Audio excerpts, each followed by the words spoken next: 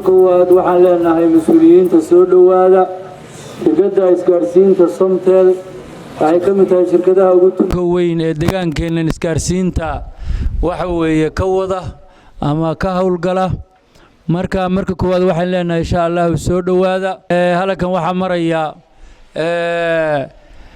mas'uulka ugu sareeya ganacsiga shirkadda Somtel Puntland Maxamed Cabdiraxmaan iyo sidoo kale maareeyaha gobolka ee shirkadda Somtel Maxamed Axmed Saciid sida daraadeed waxaan rabaa insha Allah inaan mas'uuliyiinta ku soo wareejiyo waxaan u yeerayaa hadii Allah idmaad ila soo dhaweynaysaan Maxamed Cabdiraxmaan mas'uulka ugu sareeya ganacsiga shirkadda Somtel waxaan leeyahay ku soo dhawow ilana soo dhawey maamul Cabdiraxmaan bismillaahir rahmaanir rahiim ilaahay subhanahu wa ta'ala wa mahadle saaka halkan isku keenay dhamaanteen waa ku faraxsanahay saaka inaanu hor taaganahay uwixii iyo quruxdii magaalada Qardho jiilkii iftiimin doona berito wadankeena iyo deegaankeena runtii way ka duwan tahay markaanu goobaha kala tagno iyo markaanu tagno goobo waxbarasho way kala saameyn badan tahay sababtoo ah jiilka halkan fadhiya oo ah jiil ay isku jiil yihiin shirkadda aan hadda ka soconno oo saaka martidaydii ah ee Somtel waa ogtihiin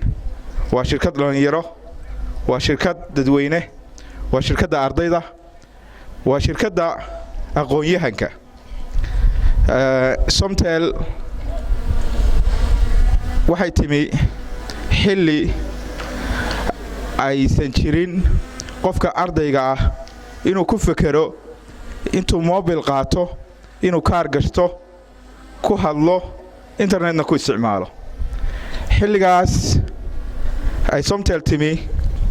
waxay ka fekertay qof walba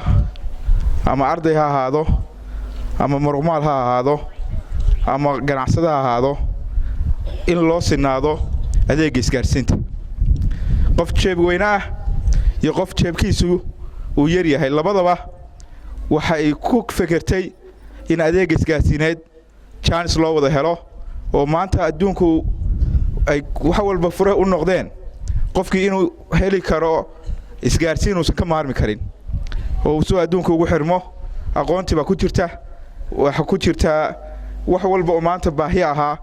waxa lagu soo ururiyay internetka lagu soo ururiyay communicationkii kala laga maarmi karin iyo ku hadalkii iyo xiriirkii baxsigii iyo raadintii aqoontii baan looga maarmayn sida daraadeed waxa meesha ka saartay in aan isgaarsiintu aysan u xirnaan qofkii jabweyna oo kaliya sida daraadeed shirkadda isku jiilka tihiin isku facad tihiin waxay fursad ugu weyn siisay dhalinyarada jeebikoodu hooseeyo waalidkood ku tirsan wali aan xoogooda iyo muruqooda aan ku shaqaysan inay awood u yeeshaan inay mobile qaataan ku xiriiraan aqoontooda ku raadiyaan waxa weeye iyagii isticmaalaan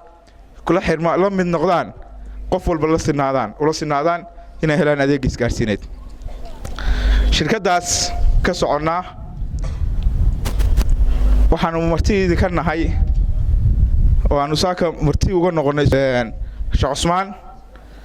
inaanu aad nala aragtaan adeega aan hayno oo aad ku doorataan horena ugu doorateen laba shay oo shirkadu caan ku tahay inaad ku doorataan tayada ay shirkadu hayso labo inaad ku doorataan arrinta hadda aan ka hadlayay oo ah qiimuhu qofka aqoon-yahanka ah iyo qofka kale suuqa jooga isku si wax looguma sheego marka idinka hor taaganahay waxaan ognahay inaad aqoontiina wax ku beesgareynaysan markaad wax kala dooranaysaanna aqoontii idin kala sheegayso waxa kugu haboon iyo waxaan kugu haboonayn waxaan rabnaa idinku aqoontiina isticmaalaya inaad qiimaysaan adeegga isgaarsiineed ee maanta idinku habboon waa kuma adeegga idinku habboon ee maanta aad u baahan tihiin oo jeebkiinana la jaan qaadi kara tayada aad rabtaan aad ka helaysaan waa shirkadda isgaarsiinta ee Somtel ardayda aqoonta badan aqoonyahanka halkan fadhiya iyo maamulka iskuulka Sheekh Cusmaan iyo macallimiintaba waxaan uga mahadcelinaynaa saaka fursadda aan siiseen waxaan uga mahadcelinaynaa soo dhaweyntiina iyo dhageysigiina iyo sida aad maaragtay noo sharafteen runtii qof walba fursad uma helo inuu maaragtay halkan yimaado saf galo dharka quruxda badan xirto sugo inuu xiisad qaadan doono macallimiin heegana oo taagan oo galaasyada raba in hadhow casharada ku siiyaan dad badan oo idil jiila ama idil lamida oo aad maaragtay magaalada wada joogtaan fursadaas ma wada helin shirkadda Somtel ardada waa cid ugu badan ee macmiil u ah sababta ugu weyn aan iskuulada u mareynay ka sokow inaanu adeeg aan u wadno u sheegayno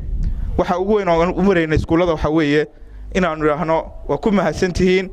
inaad doorateen shirkadda dhalinyarada ee Somtel wadanka waxay joogtaa 10 sano 10 sano ay joogtay wax weyn bay ka bedeshay isgaarsiinta marka waxaan rabnaa inaan mar labaad iyo mar saddexaad ba hadaan heli karno wax kale oo idinku abaal gudno inaan Somtel doorateen aan wax kale idinku abaal gudno ka weyn waa mahadsantihiin in waa idin dhigi lahayn laakiin saaka waxaan rabnaa waa mahadsantihiin inaan rahno inta waxa dheer waxaan idin wadnaa adeegii shirkadda haweeye qofkii hore u haystay iyo kaan haysanba waxaanu kala samayn doonaa insha Allah taala barnaamij hadiyada tendadaas inta halka taalo waxa lagu bixin doonaa hadiyado hadiyadaas waa lagu tartami doonaa nasiib baa lagu kala heli doonaa waxa weeye khaanad baa jiri doonta khaanadaas waxa weeye lagu ururin doonaa lambaro dhowrka qof uu nasiib ku siiyo hadiyada ka qaadan doona Somtel waa dookhayga waana dookha dadweynaha